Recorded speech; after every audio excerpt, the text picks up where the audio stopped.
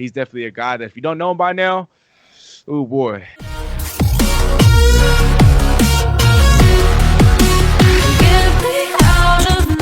Offensive side of the ball, anybody in particular there that you're looking out for?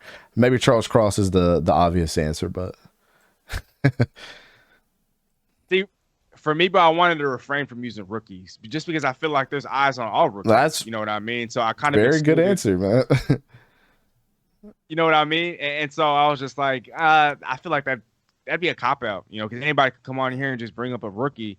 But outside of that, I mean, it was still pretty hard because Seattle does have established stars in a DK Metcalf and a Tyler Lockett. Obviously, I didn't want to touch on any rookies. So Abe Lucas and Charles Cross are off limits. Geno Smith and Drew Lock, I respect them. I'm hoping one of them comes out and kind of locks down that starting job, but those aren't really guys that you'd want to talk about. And so I didn't have very many options, and I don't mean for this to come off as disrespectful and kind of bring them up as a default answer, but I think Rashaad Penny, your NFL's leading rushing leader from the last 5 weeks of last year. Yeah. I understand over half of his career production came in 7 games, but we saw what he could do when he stays healthy, when he's locked in, when he's not overweight, when he has an offense that's dedicated to grounding and pounding and running the football. And we saw that.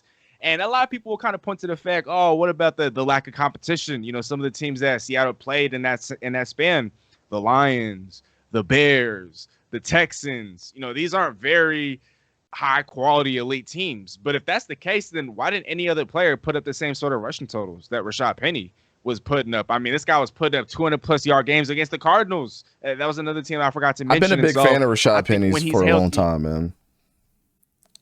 Facts. It's really just been an inability to stay healthy. And even when he was healthy, Chris Carson was the guy. But Chris Carson, and you brought this up earlier at the top of the show, Bo, and I was kind of shaking my head, but I don't think he's going to be coming back anytime soon. I don't know if this was his surgeon, but somebody close to the Seahawks, or at least somebody who had operated on his neck, posted a picture of the x-rays of his neck, and it just looked bad. But it went viral. I saw it, yeah. You saw that, right? Yeah, necks are not anything to play with, man. That's what I'm saying, bro. And I hate to bring this up, but with Cam Chancellor, I mean, when it happened, it didn't look super serious against the Cardinals, because I still remember watching that game like it was yesterday. But then after that play, never played another down again. You know what I mean? And it was that bad. It was that serious. And like you said, but that's not something you play around with, bro. That's not something to be taken lightly. And so Pete Carroll, like we all know, is the most optimistic, or he's the most optimistic as it gets. You know what I mean? You got him sounding grim about Chris Carson's future. Mm-hmm.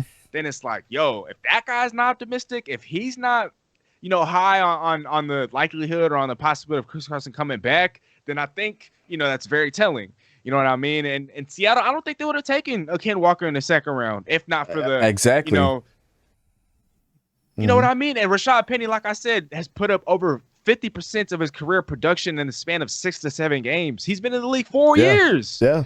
And that alone is very telling. And so, okay, why not go after who some believe? I don't subscribe to this notion in particular, but some believe that Ken Walker was best running back in football, or at least coming out of college, or at least entering the draft. Was. Breece Hall was for sure. Yeah, I'm not going to go that far, but there are some on that train. And because that is an argument to be made, I think there's some substance there. There's definitely arguments to be made. But Seattle wouldn't have taken the Ken Walker if not for, Chris Carson and kind of the grim outlook as it pertains to his future. And so I think with Rashaad Penny, bro, all eyes are especially going to be on him. I mean, he was a free agent, elected to come back, 1 year, $5.5 million deal, incentives to reach up to $6.5 million. And so, look, if he can just stay healthy, I mean, offensive line's gotten better.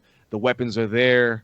Obviously, the team is committed to running the football. I think the run to pass ratio is probably going to be like 55, 45, 60-40 potentially. And so I know that sounds astronomical, but Rashaad Penny, if he's able to stay healthy, he's definitely a guy that if you don't know him by now, oh boy, he's gonna be signing for a lot of money next year. Yeah, man, I'm super excited for him, man.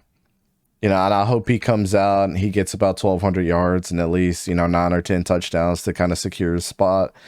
As Seattle's guy, I think he has the talent to do so, if not more. Like, we showed that he can probably be beyond that. He could probably be a 1,600 yard back, or maybe beyond that, and a 15 touchdown, back for us. But, the thing is they just have to, not only does he have to stay healthy, but the team just has to believe in him, and go back to that run first mentality like we used to have.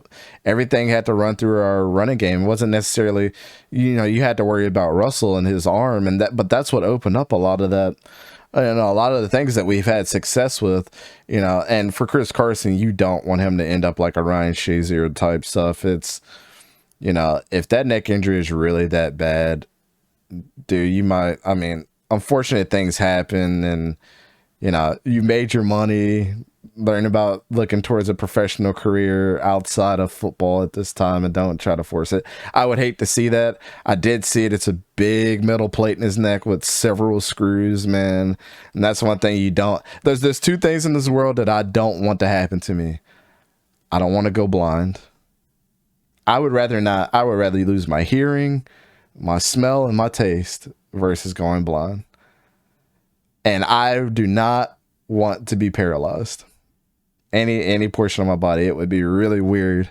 The horror stories that I hear about either people that have been, amputees or have gone, has had, permanent paralysis for any type of body part. It seems like it's like you're watching yourself deteriorate, man. And I would hate to see that for him. So, especially knowing that you were this big bruising back that, I had all the talent in the world. You just couldn't stay healthy. Like, Chris Carson's a big dude, man. I don't know if you've ever seen some of his workout videos. The dude's insane, the way he works out.